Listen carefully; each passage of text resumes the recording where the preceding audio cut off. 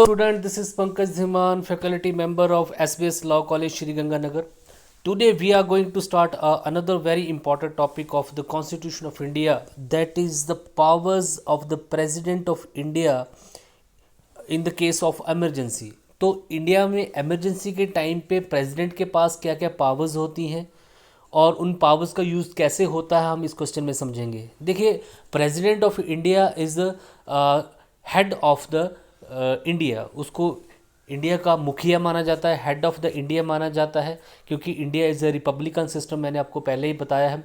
और हाँ, ये बात अलग है कि वो नॉमिनल हेड है, रियल हेड नहीं है। रियल हेड जो है वो कैबिनेट है, और उसका जो प्रधान है, जिसको हम प्राइम मिनिस्टर ऑफ इंडिया बोलते हैं, वो सुप्रीम है कहीं ना कहीं। लेकिन फिर भी प्रेसिडेंट जो है, उसकी कंसेंट के बिना, उसकी असेंट के बिना कोई भी ना तो लॉ पास हो सकता है और कोई भी इमरजेंसी वहाँ पे भी नहीं लग सकती है। तो प्रेसिडेंट के पास इनफ पावर्स हैं इंडिया में, चाहे वो एग्जीक्यूटिव पावर्स हो, लेजिस्लेटिव पावर्स हो, डिफरेंट डिफरेंट अपॉइंटमेंट्स हो, जिसमें जो मान लीजिए अम्बेसडर और इन्वॉइस की अपॉइंटमेंट करनी है for the different different countries, या फिर यूपीएससी के अंडर जितने भी सिविल सर्वेंट होते हैं, आईएएस आईपीएस हो, या जितनी भी अनदर जितनी भी अपॉइंटमेंट्स होती हैं वो थ्रू प्रेसिडेंट ऑफ इंडिया ही होती हैं। तो हम यहाँ पे वन ऑफ दैट पावर्स पढ़ेंगे, वन ऑफ देम, उनमें से एक बहुत ही इंपॉर्टेंट पावर है एमरजेंसी के टाइम पे जो है, आपातकाल स्थिति में जो है प्रेसिडेंट की पावर्स क्या होती हैं, उनको हम यहाँ पे स्टडी करेंगे। और किस कंडीशन में प्रेसिडेंट जो है प्रोक्लेमेशन कर सकता है एमरजेंसी की। प्रोक्लेमेशन क्या होता है? उद्घोषणा जो है, घोषणा जो है इमरजेंसी की, वो कर सकता है। तो देखिए, आर्टिकल 352 टू 362, तो 352 से लेकर 362 तक जो है वो प्रोविज़न जो है वो emergency power of the president से रिलेटेड है, ये आपको याद रखना है। देखिए, एमरजेंसीज जो होती हैं ये बेसिकली 3 टाइप्स की होती हैं। तो ये 3 एमरजेंसी को पहले आप देख लीजिए कि कौन कौन सी होती हैं। फर्स्ट एमरजेंसी होती है emergency due to war, external aggression और आर्म्ड रेबिलियन। सेकंड होती है emergency due to failure of the constitutional machinery in the state. And third emergency होती है फाइनेंशियल एमरजेंसी। ये तीनों एमरजेंसी की बात जो है 352, 356 और 360 में की गई है। 352 में जो बात की गई है इमरजेंसी की, वो है नेशनल इमरजेंसी के बारे में, जिसको हम emergency due to war, external aggression और आर्म्ड रेबेलियन बोलते हैं। तो जहां अब मान लीजिए किसी वक्त हम पे, हमारे साथ किसी ने युद्ध छेड़ दिया, या हमारे किसी टेरिटरी पे जो है वो एग्रेशन करने की कोशिश करता है, जिसको एक्सटर्नल एग्रेशन बोलते हैं, या हमारी ही सेना जो है वो ही विद्रोह कर देती है, तो उस कंडीशन में उसको जो है हम 352 के अंडर जो है नेशनल इमरजेंसी बोलते हैं। तो फर्स्ट इमरजेंसी को हम पहले समझने की कोशिश करेंगे। Emergency due to war, external aggression और आर्म्ड, तो युद्ध की स्थिति में, या बाहरी कोई आक्रमण हम पे होने वाला है, या फिर आर्म्ड रेबेलियन, अपनी ही आर्मी जो है वो विद्रोह कर बैठी है, तो उस कंडीशन में 352 के under, if the president is satisfied that a grave emergency exist whereby the security of India और any part of India is threatened. तो जब प्रेसिडेंट को ये लगता है, या वो सेटिस्फाई हो जाता है कि इतनी खतरनाक इमरजेंसी जो इंडिया में आ गई है, जिसमें देश की सुरक्षा और देश की पूरी देश की सुरक्षा को, या देश के किसी पार्ट, इंडिया के किसी पार्ट की जो सुरक्षा है, उसको खतरा उत्पन्न हो गया है, ईदर बाय वॉर, चाहे वो वॉर की वजह से हो, या एक्सटर्नल एग्रेशन की वजह से हो, या फिर आर्म्ड रेबेलियन की वजह से हो, he make an proclamation emergency in respect of the whole of India. तो उस कंडीशन में जो प्रेसिडेंट है वो इमरजेंसी की घोषणा कर सकता है, या तो पूरे देश के लिए, या any part of the India, या उस स्पेसिफिक पार्ट में जिस पार्ट में जो है एक्सटर्नल एग्रेशन हुआ है या आर्मी का रेबेलियन स्टार्ट हो गया है। ये क्लॉज 1 बोलता है। तो आपने क्लॉज 1 में ये देखा कि कब प्रेसिडेंट ऑफ इंडिया जो है वो, अगर उसको ये सेटिस्फेक्शन हो जाती है, सेटिस्फेक्शन उसको होती है कैबिनेट की रिपोर्ट पे, मतलब कैबिनेट जो है उसको जो बताता है कि क्या सिचुएशन है, तो अगर उसको लगता है कि इंडिया में कोई वॉर, हम पे कोई वॉर थोपने वाला है, या हमारे किसी पार्ट में कोई एग्रेशन करने वाला है, या आर्मी जो है विद्रोह करने वाली है, तो उस कंडीशन में वो जो है इमरजेंसी की घोषणा कर सकता है पूरे इंडिया के लिए, या फिर एनी पार्ट ऑफ इंडिया के लिए। क्लॉज सेकंड है यहाँ पे, the proclamation of emergency made clause under 1 may be varied और revoked by the president by the subsequent proclamation. एक बार जो प्रेसिडेंट ने कोई जो है इमरजेंसी की घोषणा वहाँ पे कर दी है, तो बाद में वो नई घोषणा करके इसको ख़त्म भी कर सकता है, ये यहाँ पे बताया हुआ। इट मीन्स मान लीजिए प्रोक्लेमेशन ऑफ इमरजेंसी कर दी है, थोड़े टाइम में उसको लगता है कि ये जो है इमरजेंसी की अब जरूरत नहीं है, तो वो उसको सब्सिक्वेंट प्रोक्लेमेशन, बाद में एक प्रोक्लेमेशन करके, घोषणा करके उसको ख़त्म भी कर सकता है। क्लॉज 3 यहाँ पे for the proclamation of emergency a communication writing of the decision of the cabinet is required. बहुत ही इंपॉर्टेंट बात लिखी है कि जब भी वो इमरजेंसी की घोषणा करेगा तो उसको रिटर्न में ये लिख के देगा cabinet. From it is clear that although the proclamation of emergency done by the president, but the written recommendation of the cabinet is required for it। तो क्लॉज 3 ये साफ बोलता है कि हालांकि जो प्रोक्लेमेशन जो इमरजेंसी की जो आपातकाल स्थिति की जो घोषणा है वो करता तो प्रेसिडेंट है, लेकिन उसको एक रिटर्न वहाँ पे रिकमेंडेशन चाहिए होती है किससे, कैबिनेट से। तो इससे यहाँ पे क्लियर होता है कि प्रेसिडेंट एक सिर्फ नॉमिनल हेड है, रियल पावर कैबिनेट के पास है। कैबिनेट जब तक उसको रिटर्न कम्युनिकेशन नहीं करेगा, वो नहीं बताएगा, तब तक वो ऐसा नहीं करेगा। तो इट मीन्स कि प्रेसिडेंट, प्राइम मिनिस्टर और कैबिनेट ही ये डिसीजन लेते हैं कि इमरजेंसी लेनी है कि नहीं लेनी, क्योंकि आपने पहले ही पढ़ा है कि कैबिनेट 53 आर्टिकल में साफ बोला हुआ है जब आप प्रेसिडेंट की अपॉइंटमेंट पढ़ रहे थे कि उसको हेल्प और एडवाइस करेगा कैबिनेट और उसकी एडवाइस उसको माननी पड़ेगी। तो यहाँ पे जब उसने एक रिकमेंडेशन दे दी कैबिनेट ने तो वो उसको माननी ही पड़ेगी। Article 352 clause 4 provide that the proclamation of emergency must be laid before each house of the parliament and shall be cease to be in operation at the expiry of the 1 month. बहुत ही important बात लिखी हुई है कि जो घोषणा की गई है उसको पार्लियामेंट के दोनों सदन में जो है प्रोड्यूस करना जरूरी है, उसको लाना जरूरी है। तो इसका मतलब यहाँ पे ये हुआ कि जो इमरजेंसी की घोषणा की जाती है without the approval of the parliament वो सिर्फ 1 महीना ही एग्जिस्ट कर पाती है। It has been approved by the resolution of both houses. तो दोनों हाउसेज से उसको जो है अप्रूव कराना होता है विद इन 1 मंथ। तो इट मीन्स 1 मंथ तक ही उसकी वैलिडिटी होती है before the approval of the parliament. After the resolution of the parliament, और एक बार अगर पार्लियामेंट में रेजोल्यूशन पास हो जाए, emergency shall remain in operation for the 6 month, तब उस इमरजेंसी को आप 6 महीने के लिए बढ़ा सकते हो फॉर फर्दर कंटिन्यूस। और अगर आपने 6 महीने से ज़्यादा उसको बढ़ाना है तो आपको यही प्रोसीजर फिर से फॉलो करना होगा। तो जैसे ही 6 महीने खत्म होने वाले होंगे, आपको पार्लियामेंट के दोनों जो हाउसेस में उसको फिर प्रोड्यूस करना है, रेजोल्यूशन पास कराना है, उसको 6 महीने आप एक्सटेंड कर सकते हो। इट मीन्स कि जो यहाँ पे कोई मैक्सिमम लिमिट नहीं दी गई है नेशनल इमरजेंसी की during the time of war या एक्सटर्नल एग्रेशन या आर्म रेबेलियन, ये जितना मर्जी लंबा टाइम जा सकती है। आपको 6 महीने के बाद इसका सिर्फ अप्रूवल लेना होता है और without the approval of the parliament ये सिर्फ 1 महीना ही एग्जिस्ट करती है। आई होप आपको क्लियर हुआ होगा। इट इज़ नो वर्दी that the article 352(1) provide the proclamation of emergency requires only satisfaction of the president. तो यहाँ पे ये जरूरी नहीं है कि प्रेसिडेंट की जो सेटिस्फेक्शन है वो जरूरी है, एटलीस्ट यहाँ पे सेटिस्फेक्शन चाहिए होती है कैबिनेट की। तो Minerva mills versus Union of India AIR 1980 supreme court, Vamnam Rai versus Union of India 1951 Supreme Court held that the satisfaction of the president is final। तो प्रेसिडेंट की सेटिस्फेक्शन जो फाइनल है, normally it cannot be challenged but it is satisfaction is observed और perverse और mala fide और based wholly extraneous and relevant ground it can be challenge. तो हालांकि साफ बोला हुआ है कि जो प्रेसिडेंट की जो इमरजेंसी की जो घोषणा होती है, प्रोक्लेमेशन ऑफ इमरजेंसी होती है, आप उसको कोर्ट में चैलेंज नहीं कर सकते हैं किसी भी सिचुएशन में। दोनों केसेस में यही बोला है कि सिर्फ प्रेसिडेंट की सेटिस्फेक्शन बहुत है, और प्रेसिडेंट की सेटिस्फेक्शन मींस कैबिनेट की सेटिस्फेक्शन, क्योंकि कैबिनेट जो है उसको रिटर्न में देगा तो चाहे वो अच्छी है या बुरी है, प्रोक्लेमेशन ठीक है या नहीं है, उसको तो उस पर साइन करने ही पड़ते हैं। तो यहाँ पे कोई भी यहाँ पे इतना ही इनफ है कि प्रेसिडेंट की सेटिस्फेक्शन होगी, उसकी सेटिस्फेक्शन जो होगी वो through written communication of the cabinet होगी। तो उसके इस डिसीजन को कोर्ट में चैलेंज नहीं किया जा सकता। लेकिन फिर भी उन्होंने बोला है कि अगर उसका जो सेटिस्फेक्शन है वो लगता है कि मेलाफाइड है या इररेलिवेंट ग्राउंड पे है, ऐसा लग नहीं रहा कि कोई हम पे वॉर करने वाला है या कोई एक्सटर्नल एग्रेशन कहीं से हो गया है या आम ने, तो ऐसे ग्राउंड पे उसको चैलेंज किया जा सकता है, अदरवाइज उसको चैलेंज कोर्ट में नहीं किया जा सकता है। बेसिक ऐसे ही इमरजेंसी के मामले में सुप्रीम कोर्ट की इंटरफेरेंस ज़्यादा नहीं है। अगर वहाँ पे इंटरफेरेंस होगी, अगर जुडिशियल रिव्यू आप चाहते हैं, कोई केस लगाते हैं कि यह नेशनल इमरजेंसी गलत लगा दी है, तो वहाँ पे सुप्रीम कोर्ट ने नंबर ऑफ केसेस में यही बोला है कि ये होली जो मैटर है वो कैबिनेट का है, प्रेसिडेंट ऑफ इंडिया का है। हम ये देखेंगे कि क्या उस रेजोल्यूशन को पास करने में हाउस ऑफ द पार्लियामेंट में जो प्रोसीजर है उसको फॉलो किया गया कि नहीं फॉलो किया गया।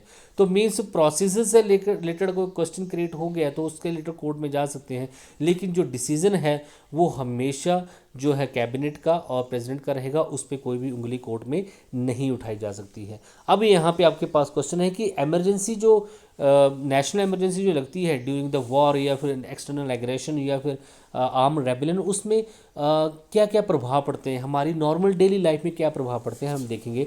During the operation of the proclamation of emergency the executive power of the union extend to the giving of the direction to any state as to the manner in which executive power of the state is to be exercised।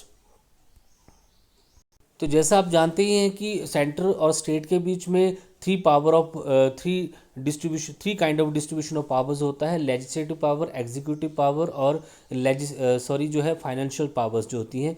तो यहाँ पे साफ बोला हुआ है कि executive power जो होती हैं वो यूनियन की, सेंटर की बढ़ जाती हैं, वो स्टेट को किसी भी मैटर में, एग्जीक्यूटिव मैटर में कोई भी सलाह जो है वो दे सकता है।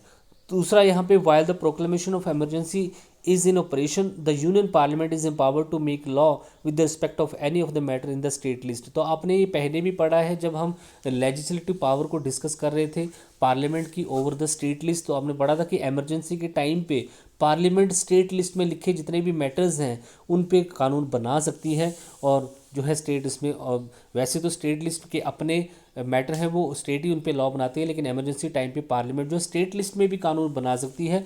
हाँ, यहाँ पे स्टेट भी कानून बना सकती है, लेकिन वो पार्लियामेंट की ओवर राइडिंग पावर पे होता है कि अगर पार्लियामेंट चाहे तो उसको नल एंड वॉइड कर सकता है।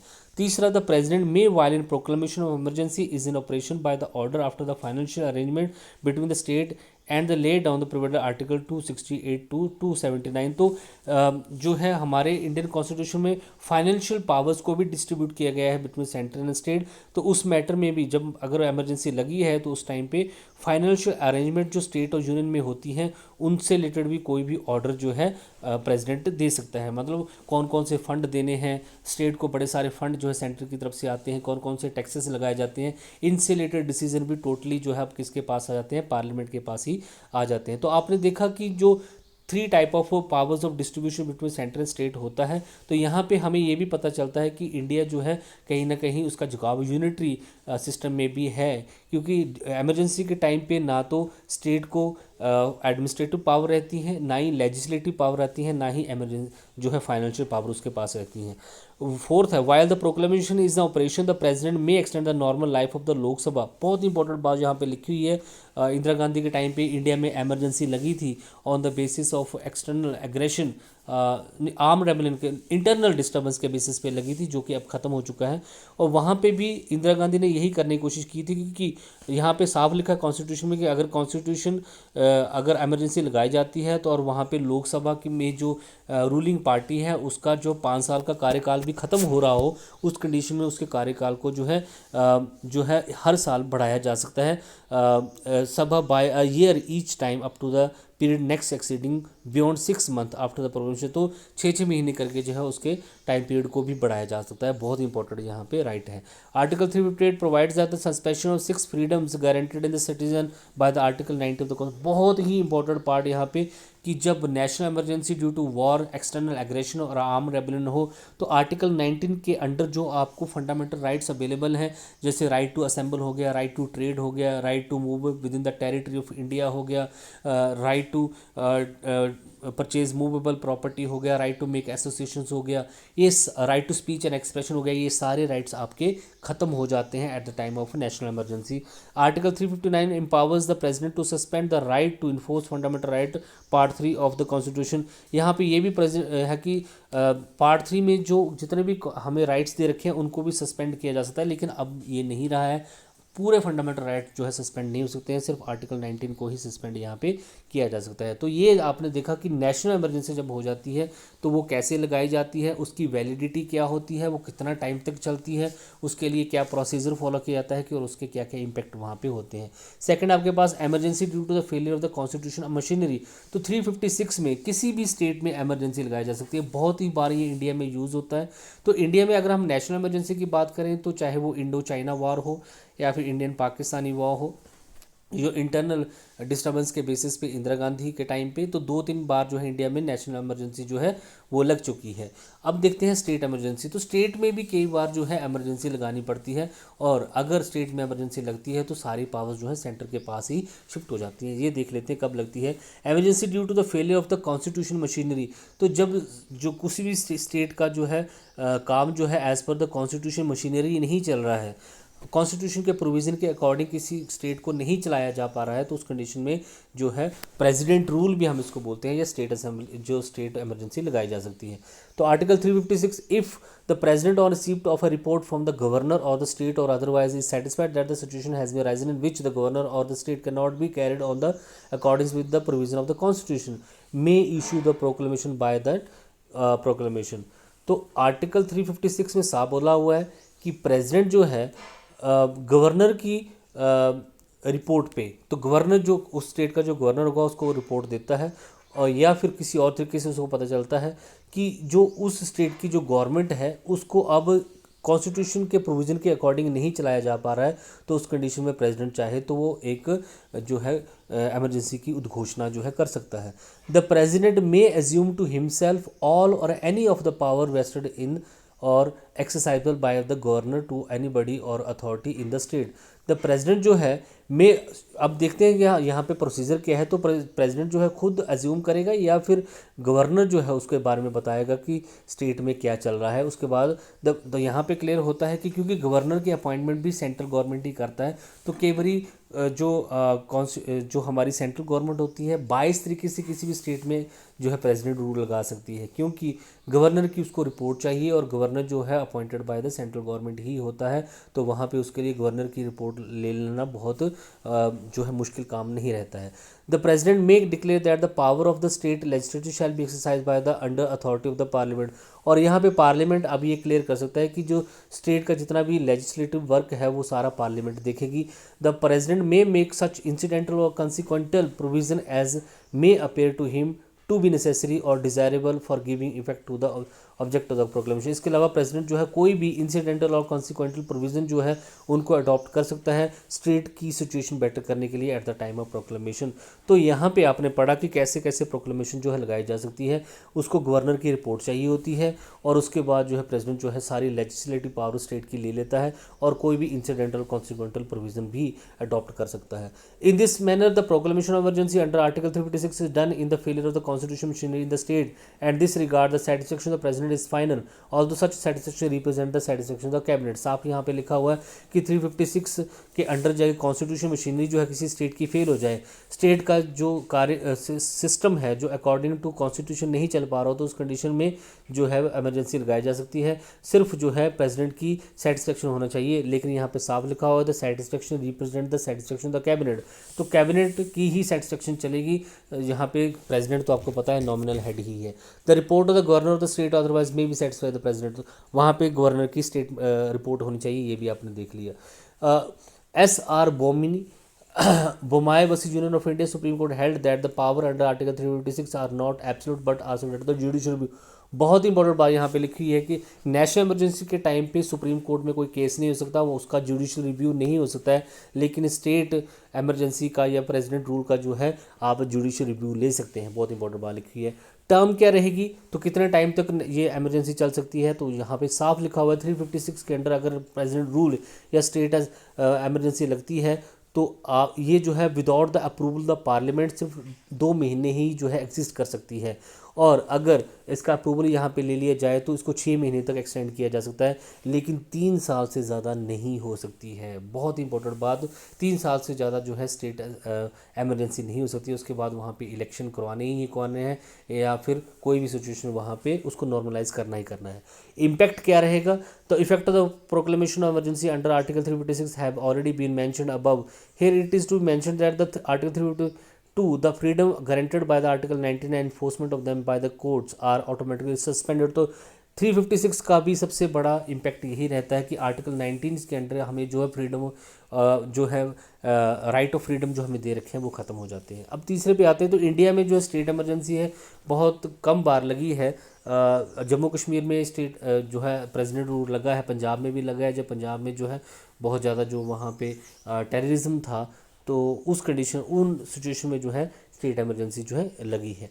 फाइनेंशियल इमरजेंसी को देख लेते हैं। आर्टिकल 360 में जो है फाइनेंशियल इमरजेंसी की बात की है, और आपके नॉलेज के लिए बता दूं इंडिया में अभी तक कभी भी फाइनेंशियल इमरजेंसी नहीं लगी है। बाकी जहाँ पे भी सिस्टम जो है ऑलमोस्ट सेम ही रहता है, 2 महीने तक जो है बिना पार्लियामेंट के अप्रूवल के आप इसको कैरी ऑन कर सकते हैं। उसके बाद जो है बोथ हाउसेज ऑफ पार्लियामेंट का अप्रूवल जरूरी है। इमरजेंसी का इफेक्ट क्या होता है, जितने भी स्टेट के सर्वेंट होते हैं उनकी सैलरी और अलाउंस जो है वो कम किए जा सकते हैं। दूसरा, जितने भी मनी बिल और फाइनेंशियल बिल होते हैं किसी भी स्टेट के पास, उनकी कंसिडरेशन को अब प्रेसिडेंट देखता है, क्योंकि स्टेट लेजिस्लेचर जो है वो अपने मनी बिल और जो है फाइनेंशियल बिल को जो है अप्रूव करता है, लेकिन ऐसी सिचुएशन में उनको स्टेट असेंबली अप्रूव ना करके प्रेसिडेंट अप्रूव करती है। यही है बात। तो आपने यहाँ पे देखा कि कैसे जो है इमरजेंसी जो इंडिया में 352, 356 और 360 के अंडर जो है वेरियस और सब्जेक्ट के बेसिस पे लगाई जा सकती है। Thank you so much.